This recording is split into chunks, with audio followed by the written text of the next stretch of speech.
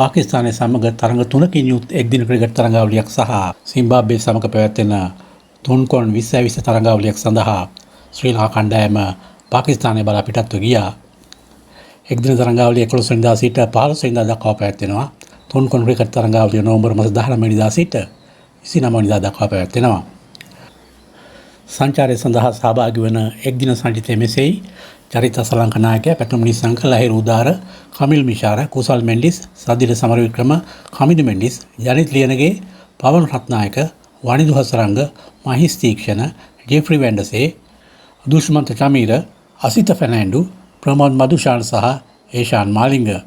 ඒෂාන් මාලිංග අන්තිම මොහොතේ තමයි දිල්ෂාන් මදුෂාන්ක වෙනුවට ආදේශ කළේ. මොකද දිල්ෂාන් මදුෂාන්ක අවසන් මොහොතේ ආබාධයට ලක් වූ නිසා. ඒ වගේම 20 සංචිතය මෙසේයි. නායක චරිත අසලංක, පැතුම් නිසංක, කුසල් මෙන්ඩිස්, කුසල් පෙරේරා, කමිල් මිශාර, දසුන් ශානක උපනායකයා, කමිදු මෙන්ඩිස්, බානුක රාජපක්ෂ, ජනිත් ලියනගේ. ඔබට පේන ඇති කාලයකට පස්සේ තමයි බානුක රාජපක්ෂ 20 කණ්ඩායමට ඇතුළත් වී තිබෙන්නේ. ජනිත් ලියනගේ, වනිදු හසරංග, මහිස් තීක්ෂණ, දුෂාන් හේමන්ත, දුෂ්මන්ත චමීර, නුවන් තුෂාර, අසිත ෆෙනෑන්ඩු සහ ඒෂාන් මාලිංග. ක්‍රීඩකින් 16 දෙනා බැගින් තමයි සංචිත දෙකට නම් කොට තිබෙන්නේ. කෙසේතත් ශ්‍රී ලංකා කණ්ඩායම පිටත් යාමට පෙර ශ්‍රී ලංකා ක්‍රිකට් මූලස්ථානයේදී සමූහ ඡායාරූපකට පෙනී සිටියා.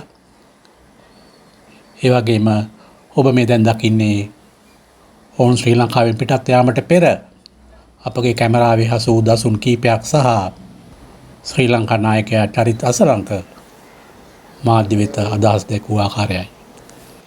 තරඟාවලිය ගැන මම හිතන්නේ අභියෝගාත්මක තරඟාවලියක්. ඉතින් පාකිස්තාන කියන්නේ හොඳින් ක්‍රීඩා කරන රටක්. ඉතින් බලාපොරොත්තු වෙනවා අපිත් පහුගිය කාලේ පුරාවටම මම හිතන්නේ එක්දින තරඟාවලි හොඳින් ක්‍රීඩා කරලා තිනවා. ඉතින් මේ වගේ රටකට ගිහිල්ලා අපි ජයග්‍රහණයක් අරන් එනවා කියන්නේ අපේ කොන්ෆිඩන්ට් එකට ලොකු දෙයක්. ඉතින් බලාපොරොත්තු වෙනවා කොහොම හරි තරඟාවලිය ජයග්‍රහණය කරන්න.